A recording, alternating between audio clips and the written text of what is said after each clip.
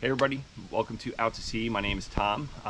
This is episode 2 of a 11 episode series where I'm going to be walking through how I go about my 14-foot boat here with a 20 horsepower tiller and chase bluefin tuna, thresher sharks, mahi, how I can take it 14 or 10 to 15 miles out, which I typically do or do pretty regularly.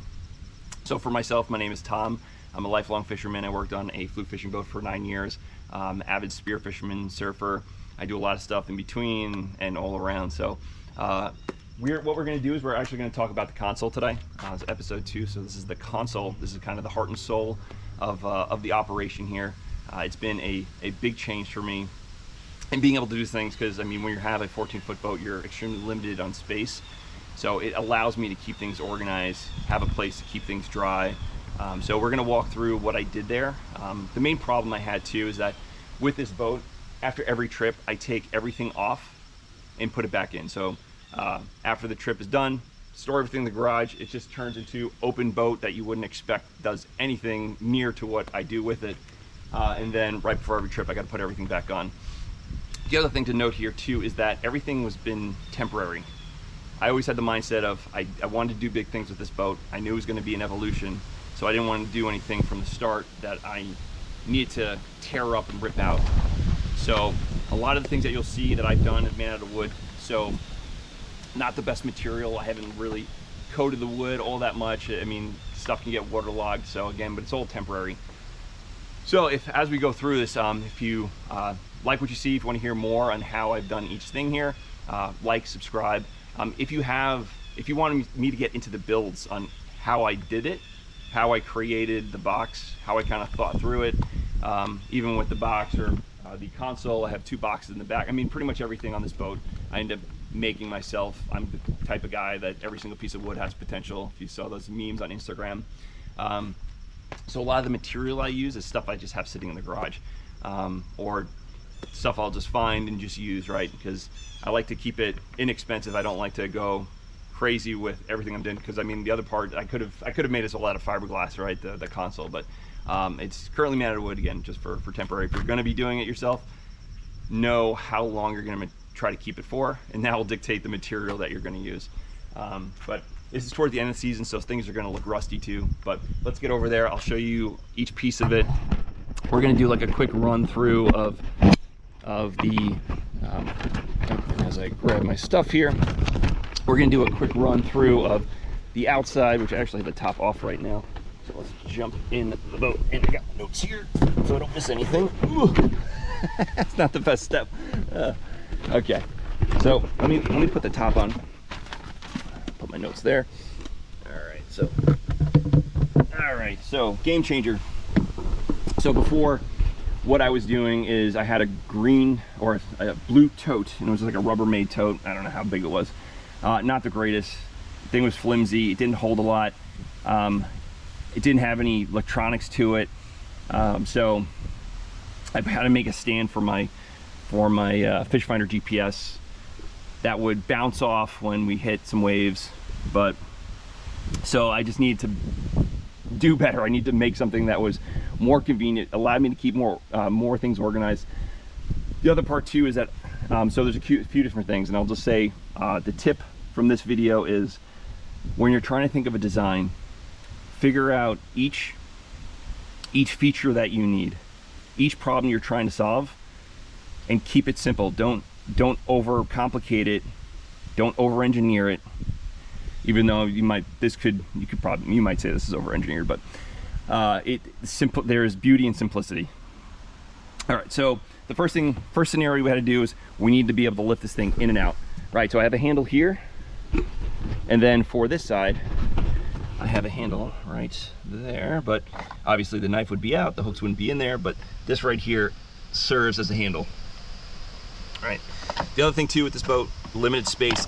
If you can find dual functionality in each thing you make, you're gonna save a ton of space. All right.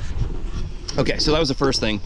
Need to take it in and out. The next step was, okay, well, I have a 20 horsepower Suzuki electronic fuel injected with power tilt and electric start.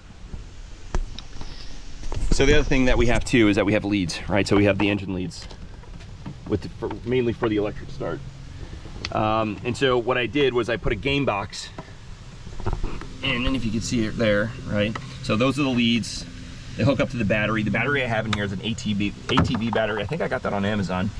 And I also got these plugs on Amazon. So this stuff really isn't marine grade, but I mean, again, this stuff is temporary. I mean, you put some, coat it with, I forget the grease type for electronics. I can't think of it off the top of my head, but anyway, so here are the, these are actually for the bilge pumps. So I have 2 bilge pumps.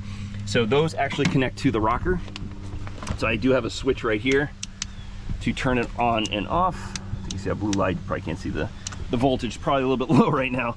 All right, and here's the rocker switch. So I have 12 volt, I have, sorry for the wind, 12 volt, I have USB, I have, oh man, this wind is terrible. This is the reason why I'm not out today, so I apologize for that, but you can hear the thing turn on. Oh geez, I'm getting pelted with acorns. All right, so I got bilges, I have the power to the fish finder. The other thing too, that's fish finder, I built a little cover for it because sunny, when you're out in the water, typically it's a sunny day, because I tend to like to go on only the nice days, especially with this little boat.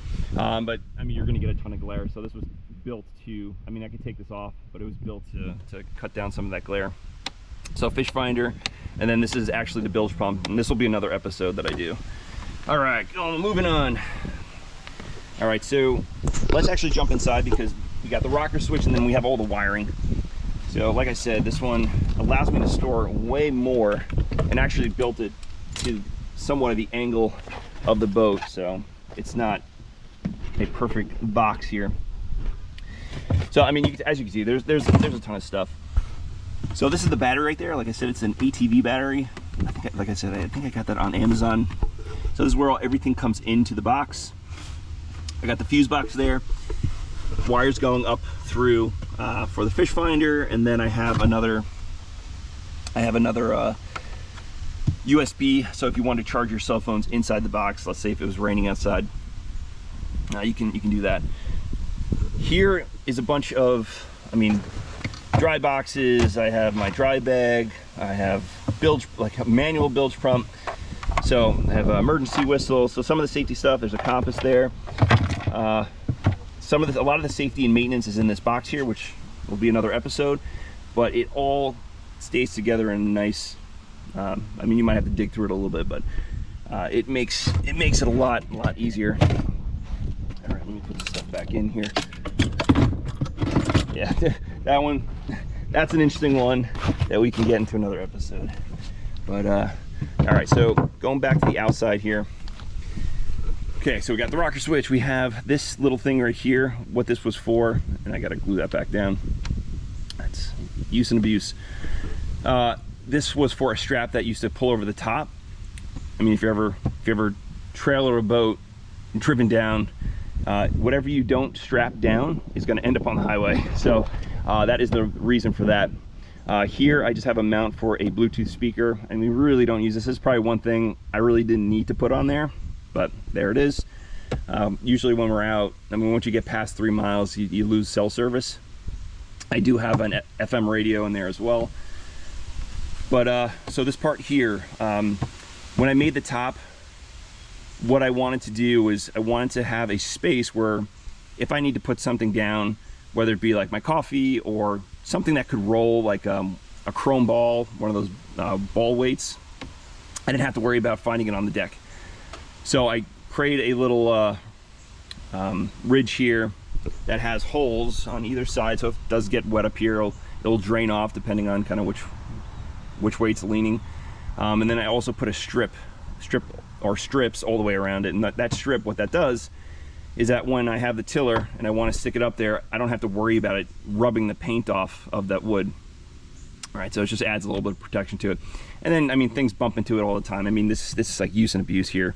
We're at the end of the season, so you can see that, I mean, usually I repaint it before the start of the year. But again, this is the episode 2 of our walking through a boat before I do the rebuild. So I mean, a lot of this stuff I will not be needing once I get through the season, so everything's temporary. So so the big things here for this one, it's removable, lots of storage, easy to use, easy to handle the switches and everything, keeps everything nice and neat. Oh, that's the thing I didn't talk about back here. Sorry, gang. All right, so this right here, this is actually from a sailboat. This is from a Rumba sailboat. This is actually formerly the hull of that boat is just a, it could be kayak material, right? It's the polypropylene. I can't think of what they make at it. But anyway, so this just gives me a spot where I can keep my knives, pliers. I usually have a D-hooker there. We were out yesterday. There's bunker around, so we had the bunker snagger. So just keeping everything organized is extremely helpful. And then, you know, it actually prevents injury too, because I mean, throw this on the deck and step on it, right? But yeah, and so I mean, things can get pretty messy on this boat when you have 5 trolling rods out, you have 3 spreader bars, and then you have a runoff on and starts screaming. One of the reels starts screaming, and then you got to dump everything on the deck as quickly as possible. So I mean, the more organized you can the more organized you could be, the better. So some of the, I guess for this episode here, I'd like to share a tip. So I think today's tip would be, when you're designing, just take your time, don't rush into it. Even write your scenarios on paper to figure out how you need to, what problems you needed to solve, right? You want if you could do that upstream in the process, you're going to come out with a better design. And then iterate. Think about it for a while. Don't just build it, because you're going to get to the end of that first build and you're going to be like, oh, I could have done things a lot better. So, but I mean, that's also to say, don't get stuck in analysis paralysis. At some point you got to pull the trigger, but I mean, just make sure that before you do it, you feel comfortable in that you're solving your major problems. And maybe those smaller problems you can figure out along the way. All right, so that concludes this episode here. This is episode 2 of that 11 episode series where we walk through how I get to take this boat and chase thresher sharks, mahi, bluefin tuna, and just pretty much everything else, and have the ability to take it 10-15 miles offshore. So if you enjoyed it, please like. If you want to hear any future episodes, hit that subscribe button. And then any comments that you have. I'm always trying to improve here. It's a learning experience for me. I'm hoping what I do can help others, inform others. But if there are things that you want to hear more about, please let me know. Provide your own tips on things you've done. So I mean, yeah, at the end of this, I just want to make sure that I'm giving you the information that you want there. And then, I mean, if it helps me build a better end result here for when I do tear this thing down, I mean, I just want to be able to get out there and get after it. So again, I appreciate it. Thank you so much, and have a good one. Bye, everybody.